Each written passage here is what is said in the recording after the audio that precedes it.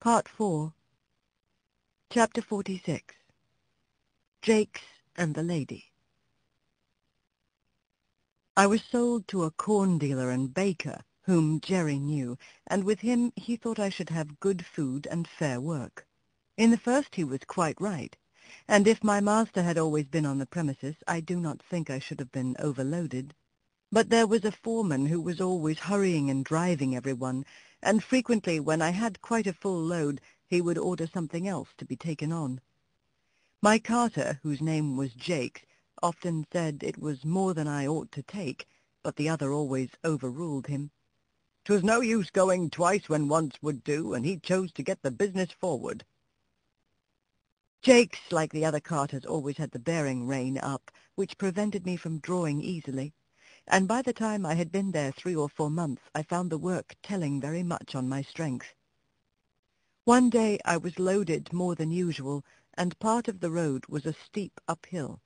I used all my strength, but I could not get on, and was obliged continually to stop. This did not please my driver, and he laid his whip on badly.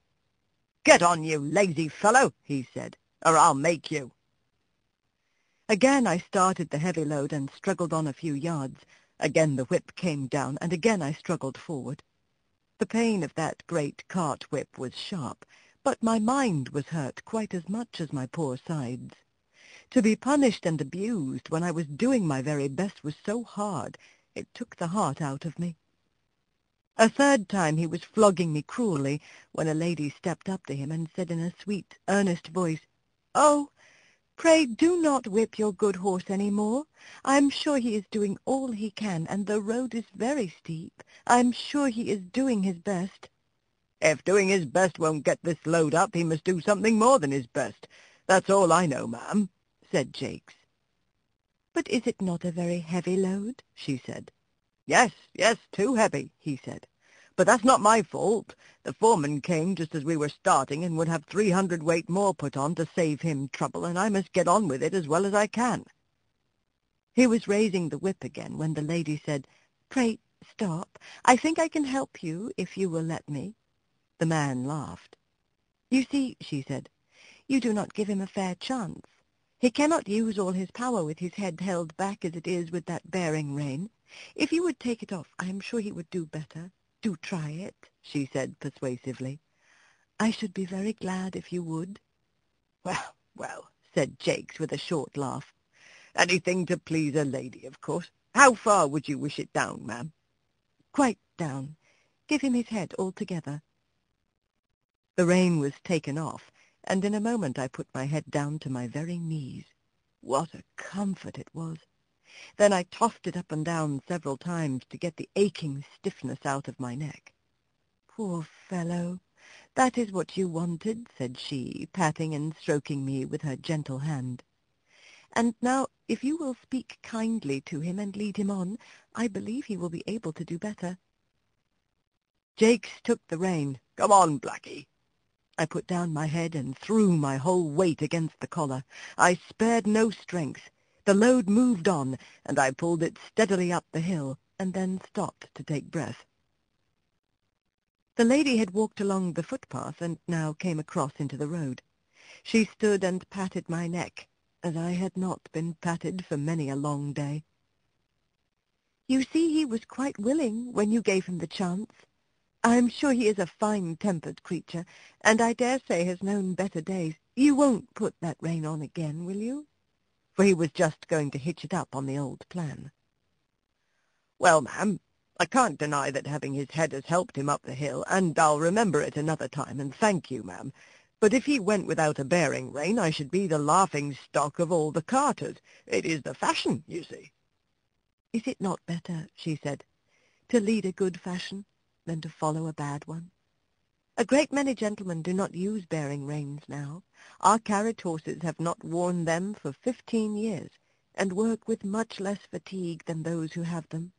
Besides," she added in a very serious voice, "we have no right to distress any of God's creatures without a very good reason. We call them dumb animals, and so they are, for they cannot tell us how they feel, but they do not suffer less because they have no words. But I must not detain you now. I thank you for trying my plan with your good horse, and I am sure you will find it far better than the whip. Good day." And with another soft pat on my neck, she stepped lightly across the path, and I saw her no more. "That was a real lady, I'll be bound for it," said Jakes to himself. "She spoke just as polite as if I was a gentleman, and I'll try her plan, uphill at any rate." And I must do him the justice to say that he let my rein out several holes, and going uphill after that he always gave me my head. But the heavy loads went on. Good feed and fair rest will keep up one's strength under full work, but no horse can stand against overloading, and I was getting so thoroughly pulled down from this cause that a younger horse was bought in my place. I may as well mention here what I suffered at this time from another cause. I had heard the horses speak of it, but had never myself had experience of the evil. This was a badly lighted stable. There was only one very small window at the end, and the consequence was that the stalls were almost dark. Besides the depressing effect this had on my spirits, it very much weakened my sight, and when I was suddenly brought out of the darkness into the glare of daylight, it was very painful to my eyes. Several times I stumbled over the threshold, and could scarcely see where I was going.